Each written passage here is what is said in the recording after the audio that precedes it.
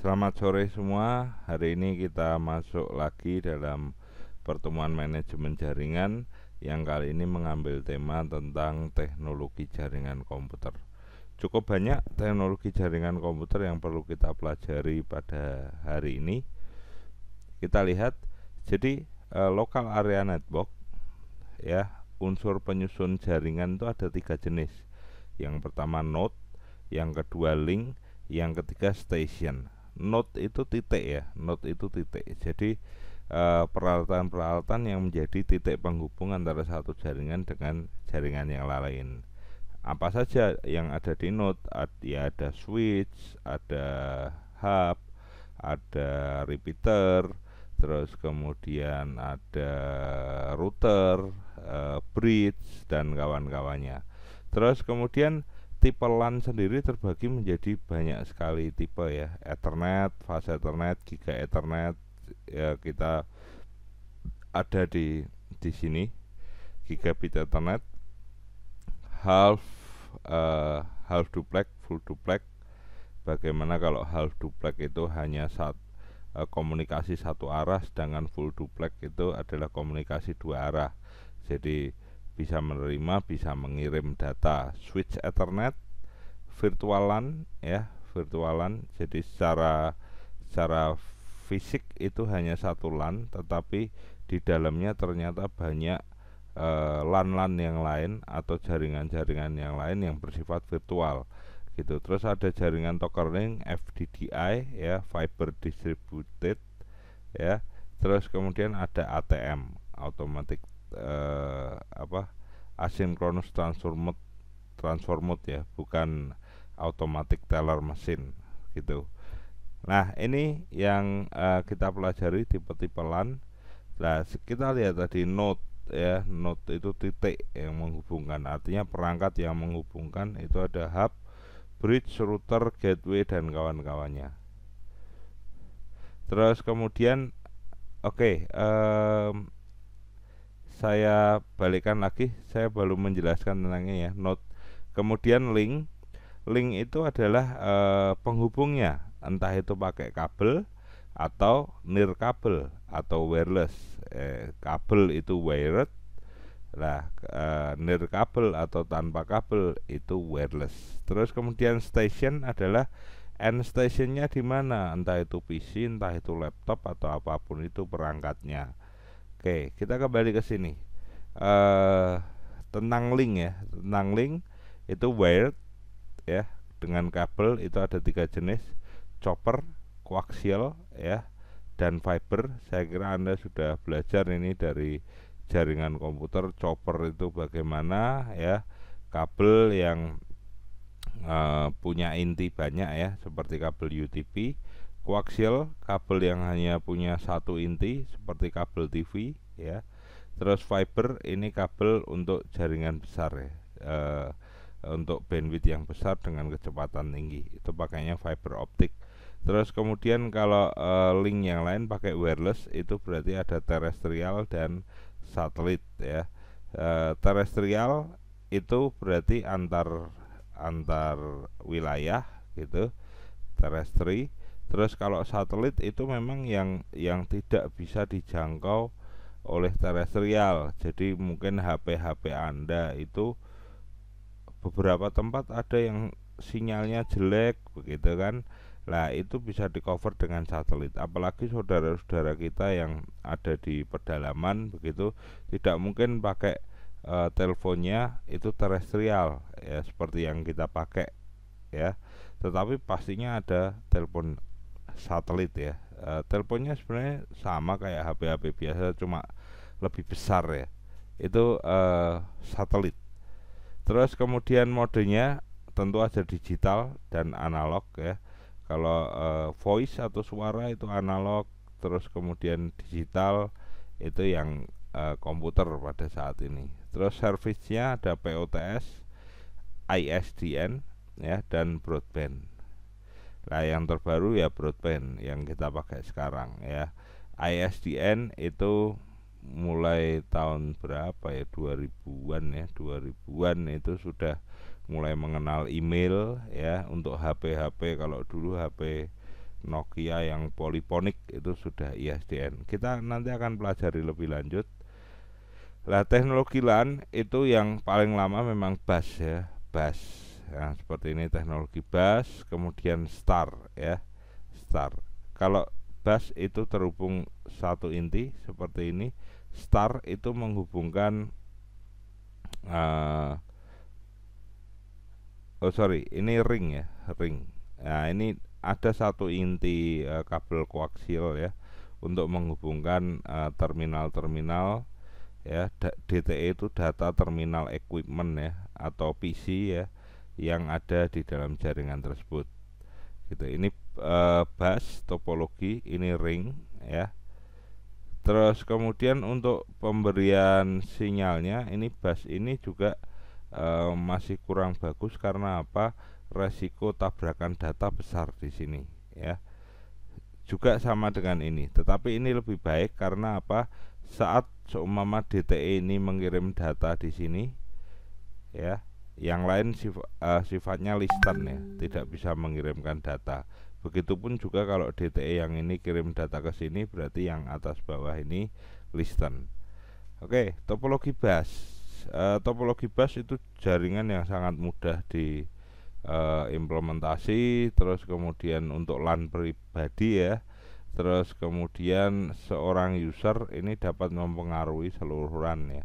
Karena apa? Karena semua bisa jadi user, semua bisa jadi klien. Itu topologi bus.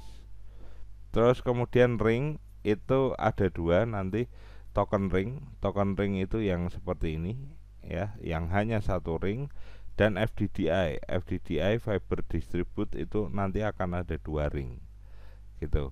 Terus kemudian kontrol jaringannya ya dari hak ya, hak atau yang memegang token. Jadi saat DTE ini mengirimkan data, berarti dia memegang token atas jaringan ini. Sehingga apa? Sehingga yang lain tidak bisa mengirim data gitu. Yang lain listen gitu. Sama juga saat DTE ini akan mengirim data, dia akan ambil token yang berputar di di jaringan ini, dia akan ambil terus kasih data, dikirim ke sini ya. Baru nanti akan semua akan baru setelah itu, setelah diterima, data diterima, dia akan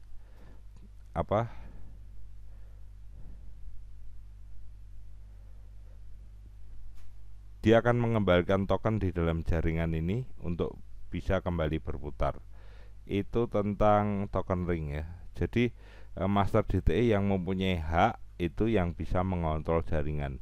Mempunyai hak di sini adalah berarti token gitu. Terus kemudian perkembangan berikutnya adalah topologi star ya. Star ini adalah perkembangan topologi jaringan yang sekarang ini dengan satu perangkat yang menghubungkan DTE atau komputer-komputer atau data terminal equipment yang ada dalam jaringan. Jadi intinya adalah di star. Star itu bisa dikatakan adalah penggabungan antara bus dan ring ya. Nah, ini adalah desain dari jaringan modern saat ini. Nah, di sini kalau jaringan modern saat ini kan pakai switch atau hub ya untuk menghubungkan komputer-komputer yang ada. Terus kemudian ini jaringan kampus dengan berbagai macam berbagai macam jaringan. Tentu di intinya pakainya FDDI, pakai fiber optik ya, fiber optik di sini karena jaringan besar, kemudian dipecah-pecah ke jaringan-jaringan kecil via Ethernet dan juga via token ring. Nah, jaringannya seperti ini. Nah, biasanya FDDI yang menjadi inti inti jaringan itu disebut FDDI backbone atau jaringan backbone itu kan tulang punggung ya.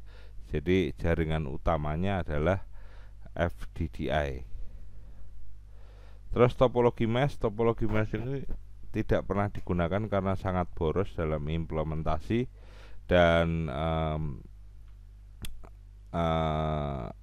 efektivitas jaringannya juga kurang karena apa?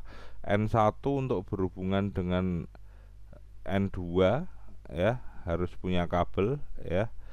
Terus N1 juga harus punya kabel ke N3, N3 harus N1 harus ke N4 punya kabel, ke N5 dan seterusnya. Jadi satu PC bisa harus nyolok 2 sampai 3 kabel seperti itu. Jadi ini bahkan tidak pernah digunakan. Saya belum pernah menemui jaringan dengan topologi mesh, tetapi hanya dipelajari benar gitu. Terus kemudian topologi tree ini menggunakan bridge atau router. Terus kemudian ini adalah pelopor dari jaringan client server ya. Jadi server itu melayani jaringan-jaringan di bawahnya.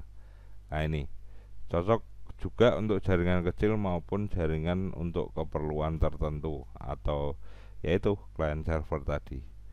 Terus Ethernet itu sudah agak ketinggalan ya sekarang. 10 base 2, 10 base 5, 10 base T, 10 base F ya kan. Ini tipe-tipenya, tetapi sekarang beralih ke gigabit Ethernet. Karena Ethernet hanya 10 megabit per second. Terus nanti fast Ethernet ada 100 megabit per second sampai ke gigabit, sampai 1 giga per second gitu. Untuk transfer datanya ya, bandwidthnya. Nah ini fast Ethernet itu bisa sampai 100 megabit per second. Gigabit Ethernet bisa sampai gigabit per second ya. Terus kemudian jaraknya juga bisa jauh ya, ukuran kilometer juga bisa. Ini gigabit Ethernet.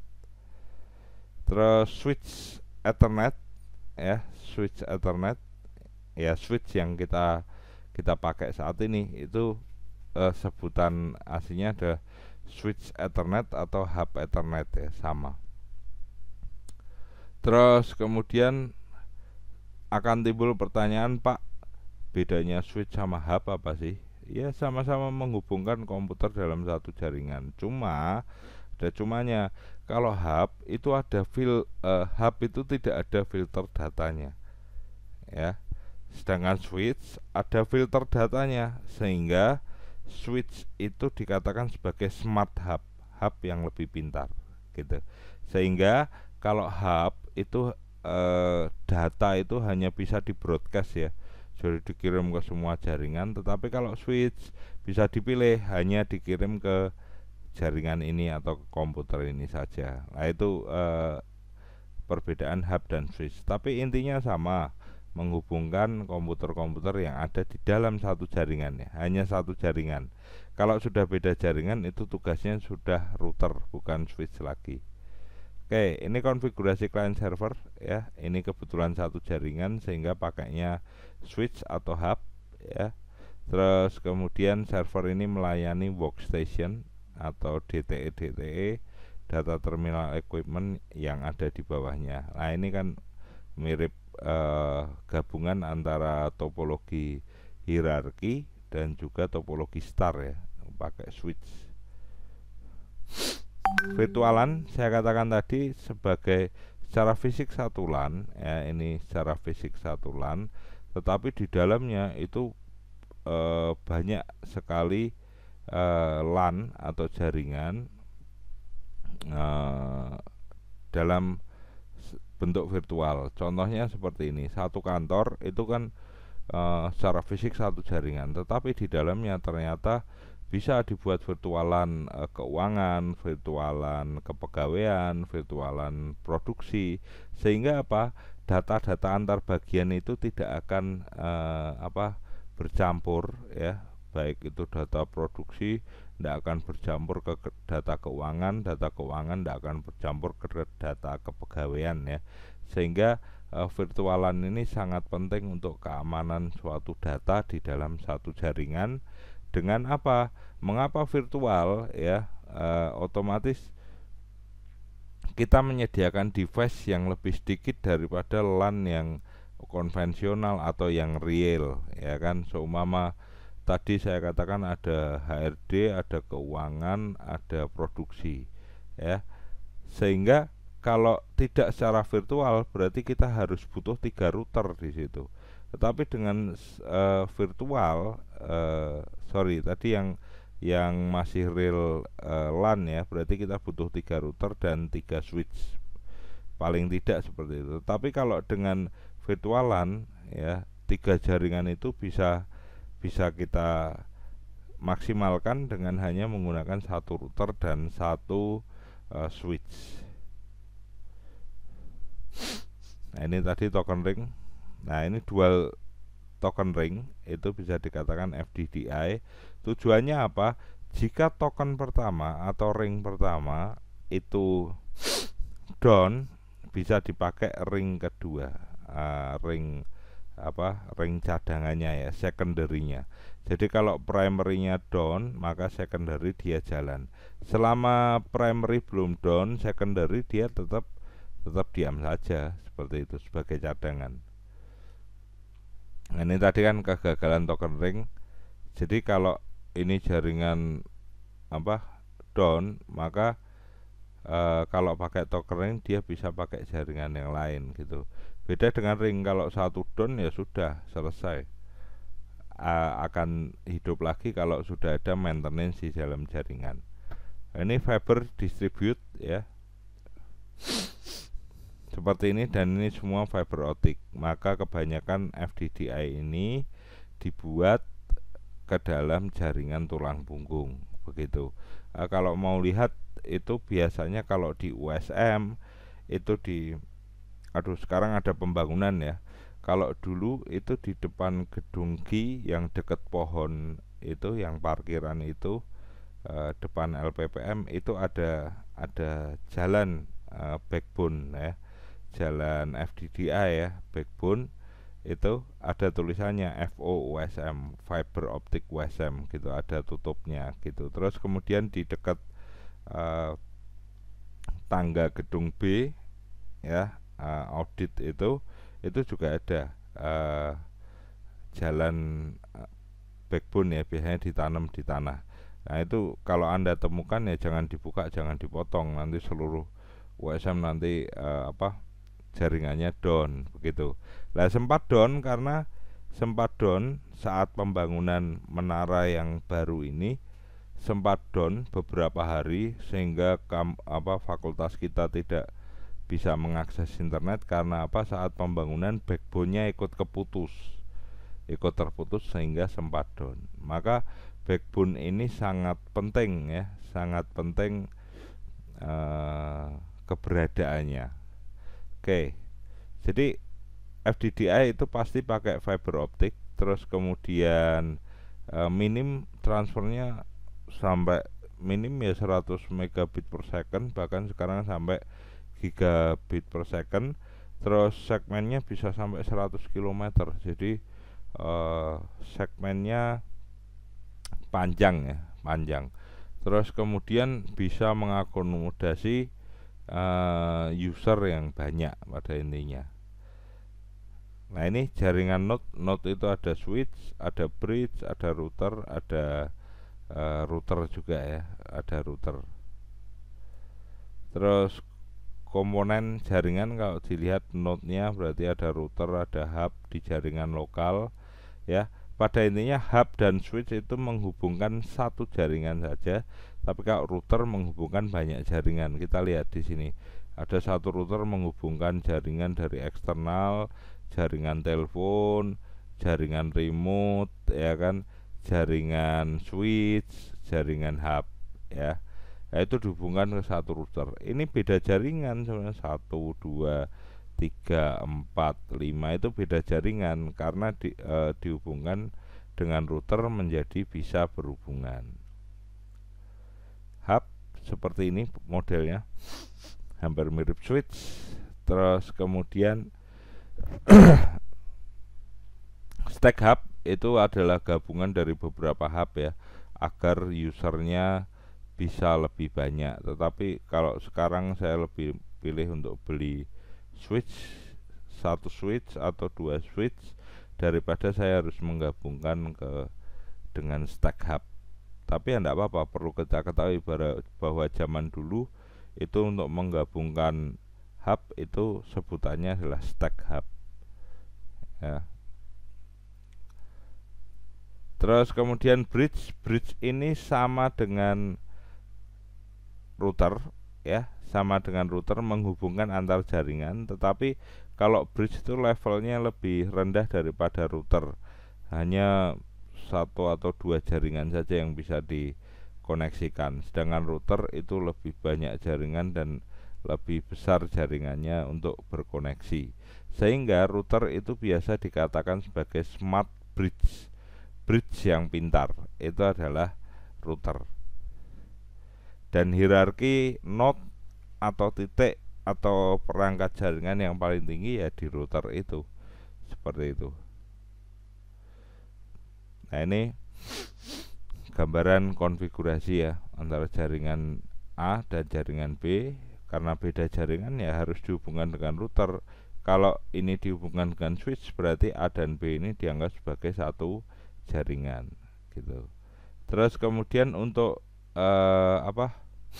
untuk berhubungan antara A dan B perlu gateway ya. Gateway itu pintu keluar. Jadi nanti di praktikum kan kita lihat tentang static route, bagaimana ngeset gateway di sana, bagaimana ngerouting dan sebagainya macam. Semuanya pakai gateway.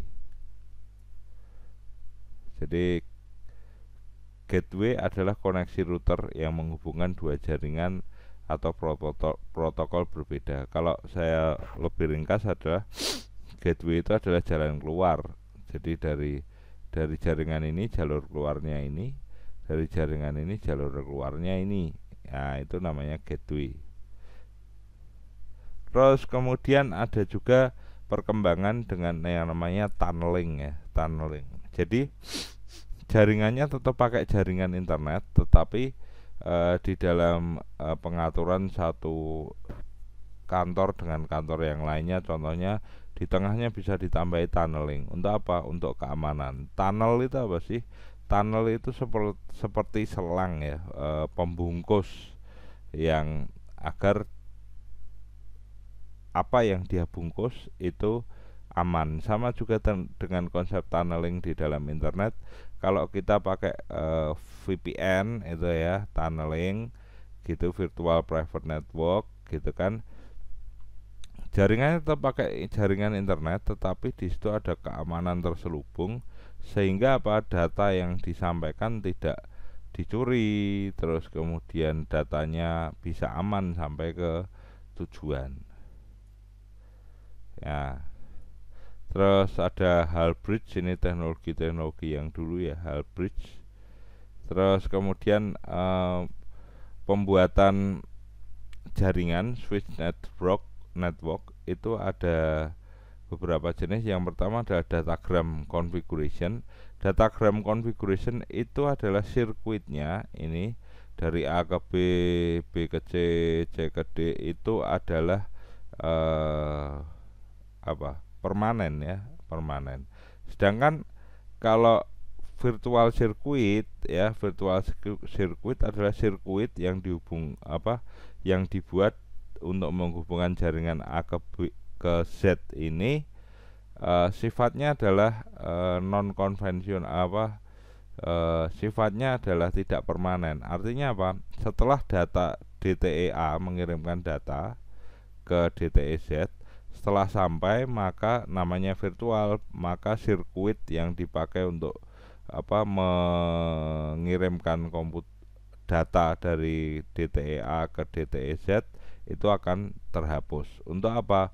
Untuk menghemat memori ya, memori di router.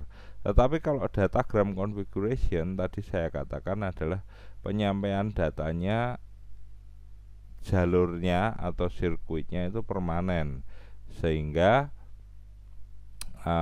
kalau memang jaringan penuh ya resiko terjadi bottleneck atau nge-lag gitu kan, itu tinggi, seperti itu. Terus kemudian contoh yang datagram configuration bagaimana Pak? Ya kalau kita pasang telepon rumah itu kan sirkuitnya atau jaringannya permanen, karena harus ada palnya, harus ada kabelnya dan kawan-kawannya. Oke, tadi kan sudah saya jelaskan ya tentang datagram service dan virtual circuit. Oke, ini tadi sudah terasial. Nah, ini mode transmisi, ada time division multiplexing. Jadi pengiriman data itu sudah dibagi-bagi ya sudah dibagi-bagi, atau waktunya juga sudah disetting bagaimana kirim data untuk channel 1, untuk kanal 2, kanal 3 sampai berikutnya. Itu time division multiplexing. Paket multiplexing berarti paket yang dikirimkan. Nah, paket multiplexing itu biasanya transmisinya pakai X25. Berarti itu protokol untuk suara. Berarti ini telepon ini pakainya paket multiplexing ya. Karena protokolnya X25 gitu kan. Ini kan X25. Sedangkan cell multiplexing, jadi penyedia layanan internet atau layanan HP atau seluler ya, itu punya bandwidth berapa ya, dipotong-potong untuk kebutuhan dari user masing-masing.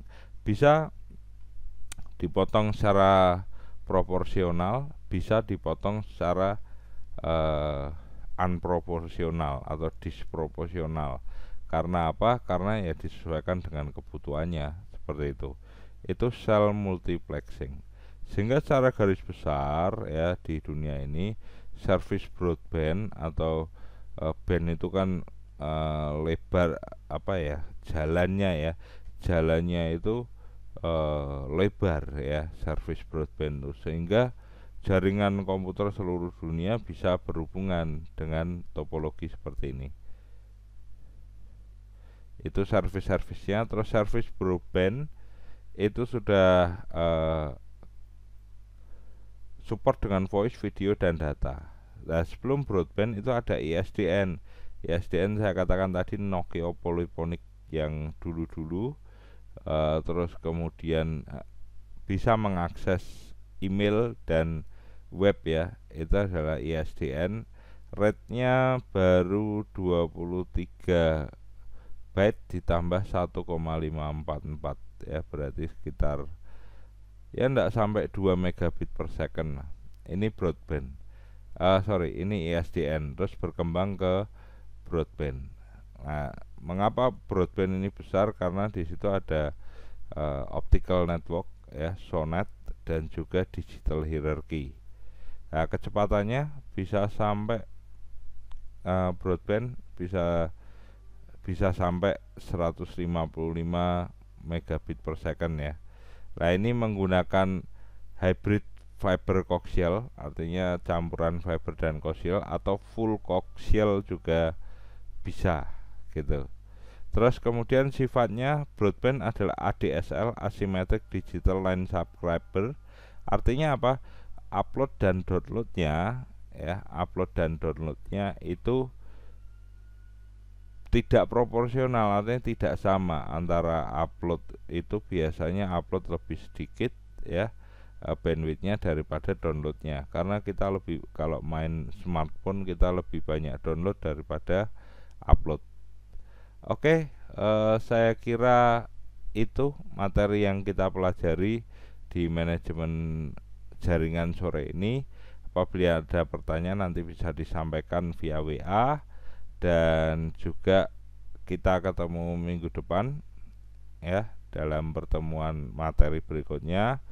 Tetap jaga kesehatan dan selamat sore semuanya.